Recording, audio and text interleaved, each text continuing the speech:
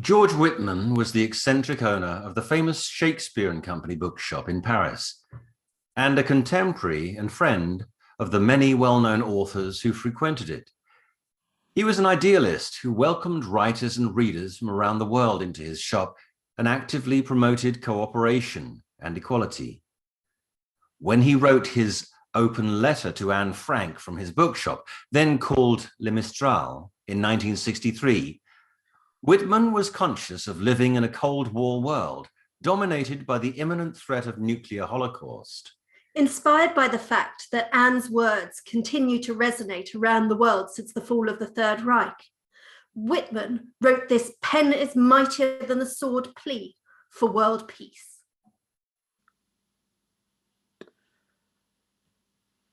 Le Mistral, 37, Rue de la Boucherie. Dear Anne Franke, if I sent this letter to the post office, it would no longer reach you because you have been blotted out from the universe.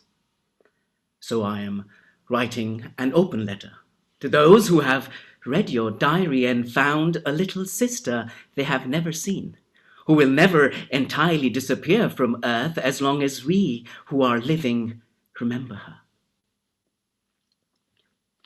You wanted to come to Paris for a year to study the history of art. And if you had, perhaps you might have wandered down the Quai Notre Dame and discovered a little bookstore beside the garden of Saint-Julien-le-Peuve. You know enough French to read the notice on the door. Chien aimable, près d'entrer. The dog is not really a dog at all, but a poet called François Villon, who has returned to the city he loved after many years of exile. He is sitting by the fire next to a kitten with a very unusual name. You will be pleased to know that she is called Kitty, after the imaginary friend to whom you wrote the letters in your journal. Here, in our bookstore, it is like a family, where your sisters and brothers from all lands sit in the reading rooms. They meet the Parisians or have tea with writers from abroad who are invited in our guest house to live. Remember how you worried about your inconsistencies, about your two selves, the gay, flirtatious, superficial Anne that hid the quiet, serene Anne who tried to love and understand the world. We, all of us, have dual natures. We all wish for peace. Yet in the name of self-defense, we are working towards self-obliteration. We have built armaments more powerful than the total of all those used in wars in history. And if the militarists who dislike negotiating the minor differences that separate nations are not under wise civilian authority, they have the power to write man's testament on a dead planet.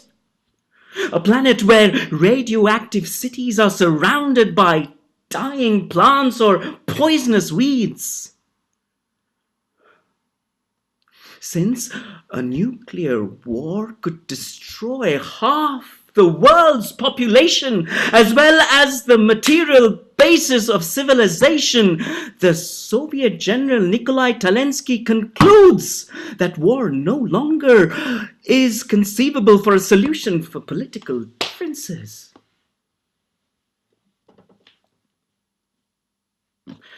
A young girl's dreams recorded in her diary from her 13th to 15th birthday means more to us today than the labors of millions of soldiers and thousands of factories striving for a 1,000-year Reich that lasted hardly more than 10 years.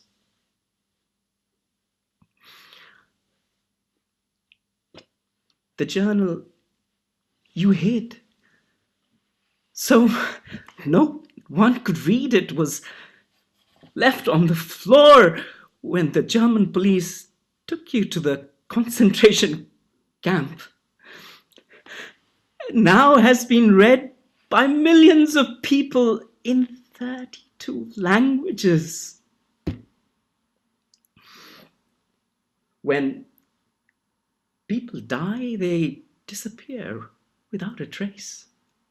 Their thoughts forgotten, their hopes and aspirations unknown. But you have simply left your own family and become simply a part of the family of man. George Whitman.